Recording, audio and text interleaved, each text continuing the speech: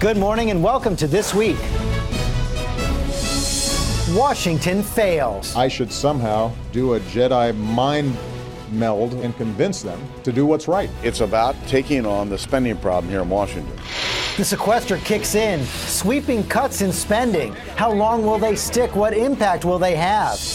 Answers today from our headliners, including top White House aide Gene Sperling, who tangled this week with legendary reporter Bob Woodward. It was said very clearly, you will regret doing this. Plus our Powerhouse Roundtable on all the week's politics. Stunning change for the Catholic Church. And in this week's biggest surprise, I love him. The guy's awesome. Dennis Rodman meets Kim Jong-un. No American has spent more time with North Korea's new dictator, and he joins us for his first interview. From ABC News, This Week with George Stephanopoulos. Reporting from ABC News headquarters, George Stephanopoulos. You heard that right. In the week's most surreal encounter, one of the world's most notorious basketball players spent quality time with one of the world's most dangerous dictators. And Dennis Rodman is here to share what he learned about Kim Jong-un in just a bit. But we begin with the budget battles that have crippled the Capitol. President Obama signed the order on Friday to execute those $85 billion in across-the-board spending cuts. And with both sides locked into their positions, it looks like those cuts are here to stay. For more on what that will all mean, we begin today with the president's top economic advisor, director of the National Economic Council, Gene Sperling. Good morning, Gene. Thanks for joining us. It's very clear from Speaker Boehner, the leader of the Senate Republicans, Mitch McConnell, that the Republicans are not moving on taxes. So does that mean these cuts are going to be in place for the rest of the year? You know, I certainly hope not, George. These were harsh cuts that were put into place to be so harsh on defense and national security, on education, on things that matter to children in our country, and most of all to jobs, that it was considered to be so harsh that it would force both sides to come back to the table and negotiate on the type of bipartisan compromise but that's not happening. Everyone knows we need. Well, you know, George, it hasn't happened yet, but I will tell you something. This is not a win for Republicans. You know, Republicans are supposed to be for stronger national defense. This cuts our military preparedness dramatically. They're supposed to be for border security. These sequester cuts will end up meaning enough reduction in hours that would be the equivalent of 5,000 Border Patrol agents being cut. They're supposed to be for long-term entitlement reform. This does no long-term entitlement reform. And when I talk to CEOs around the country, they tell me that this is leading them to put projects that would create jobs on hold. They think it's going to hurt their small business suppliers dramatically. So this is not a win for anyone. The only win, if you can call it that this gives is those on the Republican side who are willing to let all this harm be inflicted just so they can stand by this principle that there should not be one dime of deficit reduction that should ever come from closing loopholes or deductions. That's just an unreasonable position. As you know, the Republican leaders say that's not the only option, that they say the administration could cushion the blow of these cuts if it wanted to.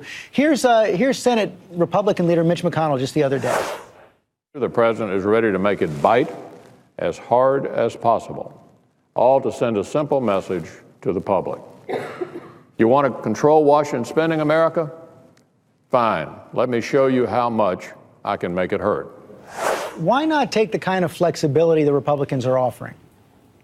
Because I think that, as you've heard independent economists say, from the chairman of the Federal Reserve, Ben Bernanke, to the independent Congressional Budget Office, there is no way that you can move the deck chairs around in a way that will not cost our economy, as CBO projects, 750,000 jobs. When you have those type of harsh spending cuts in such a short, concentrated period of time, it's like saying to somebody, you can cut off 3 of your fingers, but you can have the flexibility to choose which ones you want to cut off. If you're cutting $42 billion from defense, you're going to dramatically hurt operations and maintenance and our military training. If you have to cut as much as is required on the domestic side, you could eliminate Head Start, the FBI, and the National Science Foundation, and you still would not get there. Now, you know, if they want to talk about real flexibility that would allow the president to actually reduce the deficit in a way that didn't hurt jobs, and most importantly, to be able to reduce loopholes, corporate tax expenditures for the well-off in a way that didn't hurt jobs, that would be one thing. But what they're saying is the only way that we can do cuts are in very harsh, devastating ways that would cost 750,000 jobs, and that their flexibility does not include the ability to ask for one dime of revenues to lower the deficit from corporate loopholes, even though, George, it was only 10 weeks ago that Speaker Boehner said that we could reduce the deficit by up to $1 trillion from exactly this type of tax reform that closes loopholes and reduces tax expenditures. As you know, Gene, even the president's allies have accused the administration of hyping the pain caused by these cuts. Here's New York City Mayor Michael Bloomberg.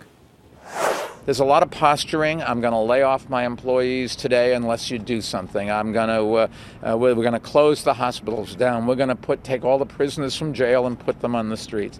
Spare me. I live in that world. I mean, come on, let's get serious here. And at least twice this week, the administration got caught exaggerating the impact. The president claimed that Capitol janitors are going to get a pay cut.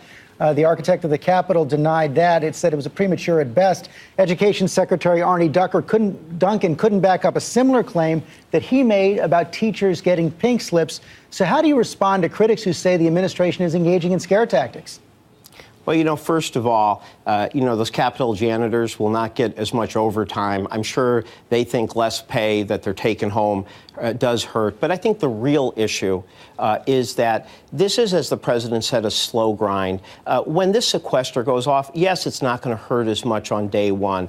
But again, every independent economist agrees it is going to cost our economy 750,000 jobs, just as our economy has a chance to take off. George, you could bring CEO after CEO on your show who would tell you that this type of uncertainty and dysfunction in Washington is forcing them to hold back projects that they would be doing that would be creating jobs. They're worried it's going to hurt their small business suppliers. And my belief is that as this pain starts to gradually spread to communities affected by military spending, to children who need mental health services, to people who care about our border security, I believe that more Republican colleagues who are concerned about this harm to their constituents will choose bipartisan compromise on revenue-raising tax reform with serious entitlement reform. They'll choose this bipartisan compromise over what is an ideological position that every single penny of deficit reduction going forward must be on the middle class, our seniors, our children, and that there can't be one penny that comes from closing loopholes or tax expenditures. That is not a position that the public supports. It's not the kind of bipartisan compromise we need to move our country forward. Before you go, I have to ask you about this strange sparring match you had with Bob Woodward of the Washington Post this week. I guess it began with an email exchange that you had about an article he wrote last week in the Washington Post saying the president was moving the goalposts on the sequester. I guess you had a heated conversation, and in an email you apologized for it and then went on to add this. You say, as a friend, I think you'll regret staking out that claim. Woodward seemed to take it as a threat. Listen. It makes me very uncomfortable to have the White House telling reporters you're going to regret doing something that you believe in. I read all the emails. They seem pretty civil on all sides. Do you have any idea what made Woodward so uncomfortable? And have you all spoken about it since and cleared this all up? George, I've known Bob Woodward for 20 years. We've had a very friendly and respectful relationship. I think virtually everybody who has looked at my email to him and his reply to me thought those emails reflected that degree of respect and politeness. And the emails were fundamentally substantive. I was arguing a case as to why I believe the president asking for balance is consistent with where things have been for the last several years. So all I can say, George, is that Bob Woodward is a legend. I hope that him and I can put this behind us. And I think most importantly— So you haven't talked about it yet? I haven't talked to him yet, but I hope to. I hope we can put it behind us because I think we both care about the policy issues we were debating, and I think we both think that that's where the focus of our national debate should be, not on our email exchange. Gene Sperling, thanks for your time this morning. Thank you, George.